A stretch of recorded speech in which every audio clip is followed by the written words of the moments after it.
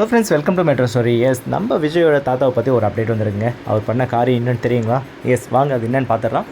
மகாநதி சீரியலில் நம்ம விஜய் கேரக்டருக்கு தாத்தாவை வந்து ரீசெண்டாக ஆஃப்லேருந்து வந்து அவங்களோட ஸ்டோரி வந்து ஸ்டார்ட் ஆச்சு. நம்ம விஜய் சார் கூட சேர்ந்தாலே மாஸ் தானே. ஸோ கம்பல்சரி ஆக்சுவலாக இப்போ ரீசெண்டாக வந்து நம்ம வெண்ணிலா மாமா அவரே வந்து ஆக்சுவலாக ஏகப்பட்ட நாடகத்தில் கமிட்மெண்ட் ஆகிட்டாருங்க.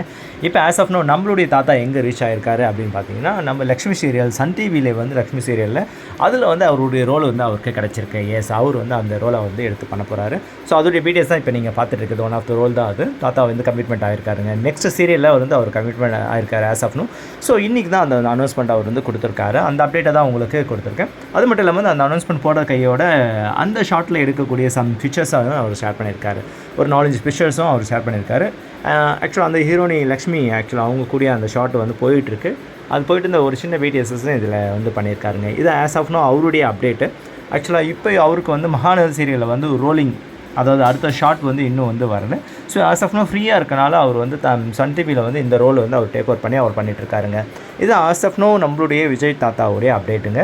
ஓகே, இது போன்ற பிடிஎஸ் எல்லாமே நம்ம தொடர்ந்து உங்களுக்கு கொடுத்துட்டே இருக்கேன். நம்ம மெட்ரோ ஸ்டோரியை சப்ஸ்கிரைப் பண்ணாதவங்க சப்ஸ்கிரைப் பண்ணிவிட்டு ஃபுல் வீடியோவும் வந்து நல்லா பாருங்கள். சரிங்களா? Okay friends, thank you.